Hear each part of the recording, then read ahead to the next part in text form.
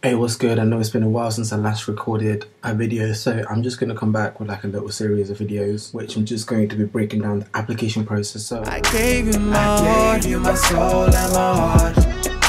I told you what would never be apart. I ain't never said no mama, I ain't never told no lie. Look at you a bite and made me cry. work experience is usually the first part of any application when you decide you want to study medicine. It's like an opportunity for yourself to actually find out what is medicine about, for you to understand exactly what you're getting yourself into before you actually start the whole process of getting into medical school. It can also stand as evidence that you actually are enthusiastic about the profession that you're actually getting into and you actually have an interest, because you have to understand that once you embark on medicine, it's actually training for a profession as well as getting a degree. So it's something that is lifelong potentially, and it also gets you to see the less glamorous side of things. So you get to see difficult encounters with patients. So when doctors are with patients that are difficult, that don't quite want to listen to advice or work with the doctor to come to a treatment, or the long hours that doctors might be working, how they might be tired or frustrated over the job, financial constraints that the NHS might be facing, that sort of things. That's what work experience is going to allow you to see. Universities are actually looking for you to show that you actually have had some work experience in providing care or support for someone or others. So your work experience doesn't necessarily have to be just hospital based. It can also be you provide in a job or a role that provides care for other people.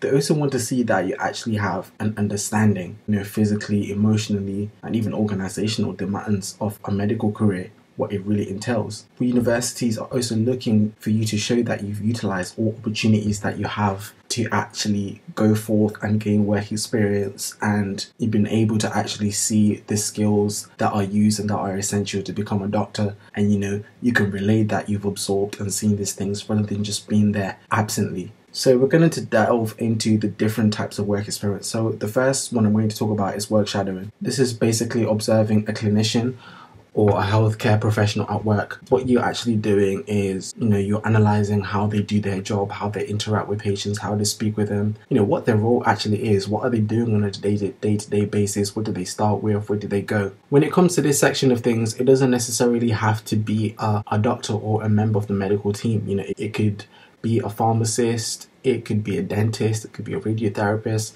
You just want to see someone who's actually working in the NHS, who's actually contacting patients.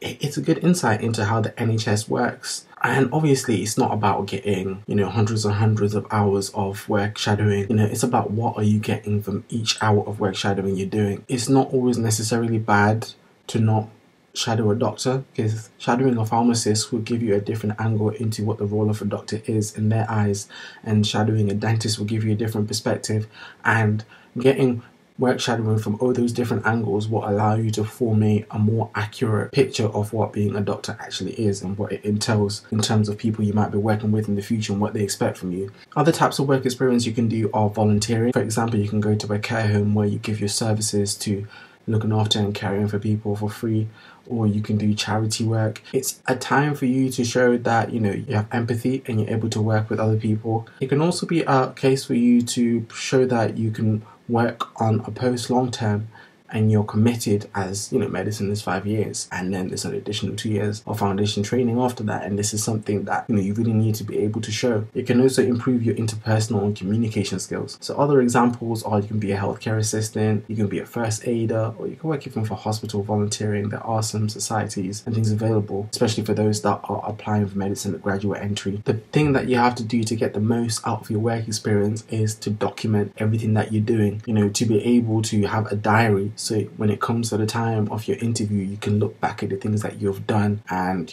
record those memories and refresh those encounters and actually understand what you saw. It's also an opportunity for you to research any conditions or any issues you saw that you didn't quite understand. So when it comes to interviews, you know what you're talking about instead of just trying to blag your way through. Key things that I think are very important when you are at your work experience and you should try to document are, I'm just going to list them for you, and these are the things that you actually need to go off and try and understand yourself. So patient-centered patient-centered care. Patient-centered care is, you know, the patient is the one who is the center of attention essentially, and you're working to try and do what's best for that patient as opposed to you as a clinician yourself. Shared decision making is another key point that we need to focus on. You know, is the doctor working with the patient, giving them options, and this patient picking the options that they perceive are the best ones. You also need to work at teamwork. How was your doctor working with other healthcare professions? How are they working with pharmacists, nurses, dietitians, physiotherapists, occupational therapists? You know, all those kind of things. You need to be observing and understanding those things. And how are they working with other doctors as well? How are they referring people? That sort of thing. You also need to understand the sort of qualities you have seen that are making this doctor a better doctor.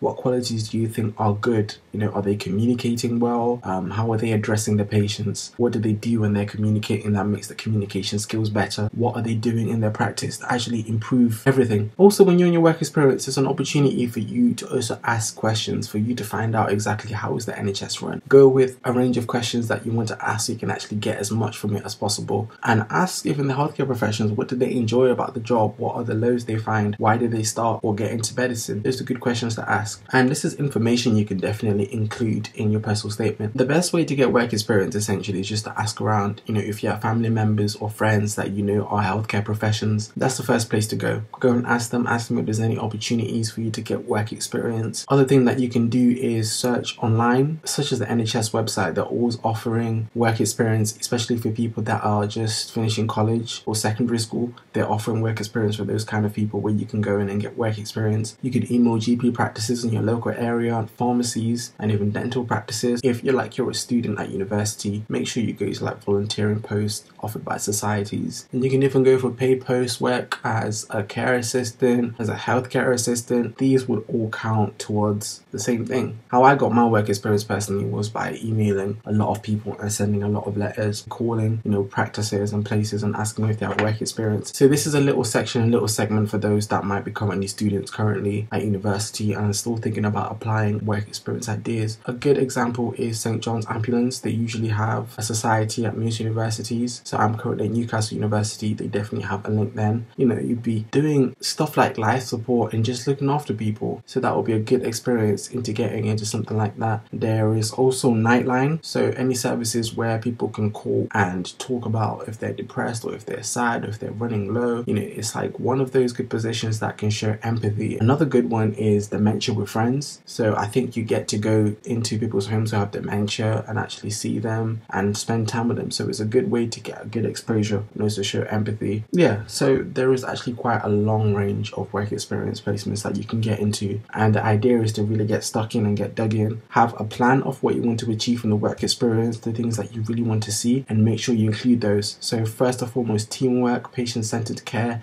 multidisciplinary team, and understand the role of the job and how the organization works. Thank you. I gave you my soul and my heart. I told you we would never be apart. I ain't never said no, mama, I ain't never told no lie. Look at you,